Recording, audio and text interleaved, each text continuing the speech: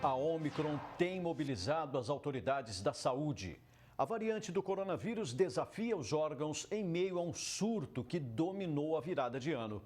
O professor de medicina da Universidade Federal do Rio de Janeiro conversou com o Jornal da Clube e traçou um panorama do cenário atual. A variante Omicron foi suficiente para trazer de volta um pânico para a população, um pânico muitas vezes imposto, né? Mas não parece que a realidade é bem essa. É motivo para mudar demais a estratégia? É um pânico imposto, é um pânico infundado, é um pânico descabido à luz do conhecimento atual, né? É claro que as informações de saúde, elas podem perder a validade. Então, pode ser que amanhã ou depois eu mude de ideia. Mas, à luz do conhecimento atual, a cepa Ômicron mostrou-se ser mais transmissível, o que é o lado ruim, porém de menor agressividade, de menor virulência.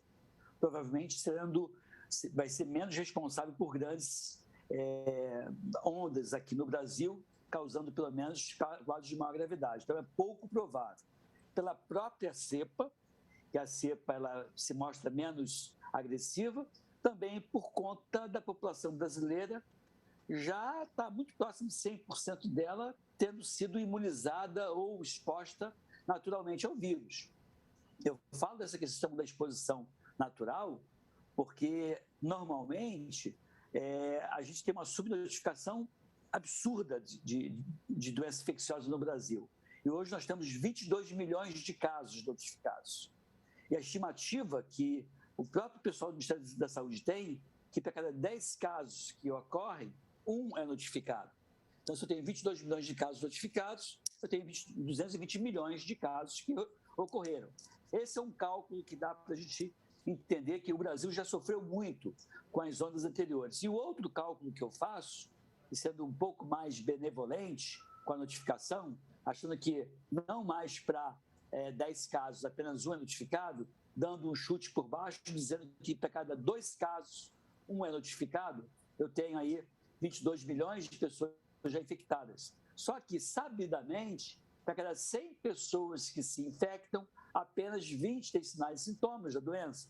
Então, 22% foi um caso em cada 2 só que foi notificado, são 44 milhões de casos. 44 milhões de casos representa 20%, ou seja, de novo, eu chego ao número de 220 milhões. Então, por um lado ou pelo outro, a população brasileira já sofreu bastante com as cepas anteriores e provavelmente não vai ser dessa vez que a cepa Ômicron vai abater nós brasileiros, né? Então, é pouco provável, e você observa que eu não estou nem colocando tanta alegria na questão da cobertura vacinal, porque, infelizmente, a vacina atual não se mostra tão eficiente assim na prevenção da Ômicron, como se mostrou lá atrás na cepa original. Essa é uma cepa que sofreu mutações justamente na proteína S, que é a proteína que é mais utilizada nas vacinas, e embora o vírus tenha outras proteínas. Então, quando você é exposto e cria uma imunidade pela exposição a um pedaço do vírus, esse é o caso das vacinas, a tua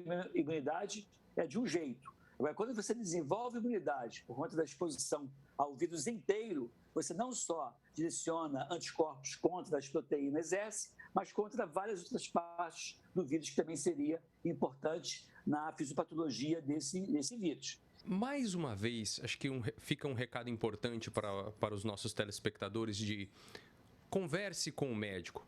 Ouça mais o médico e menos os especialistas que não têm muita vivência, muita experiência, nem muita atuação na área médica?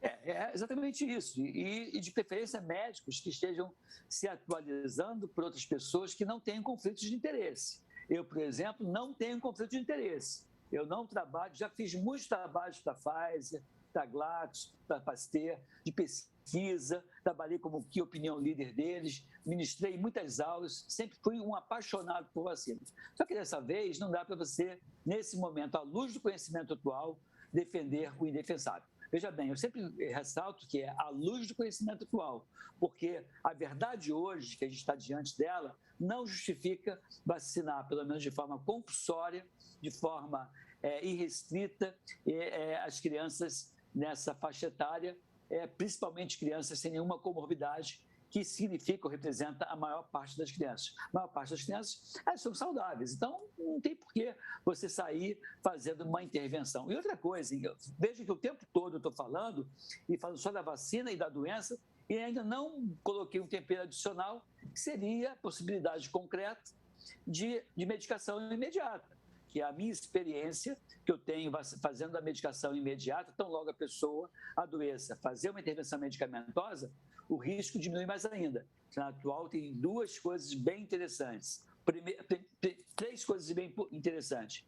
A história da Covid na criança, que se mostra mais branda.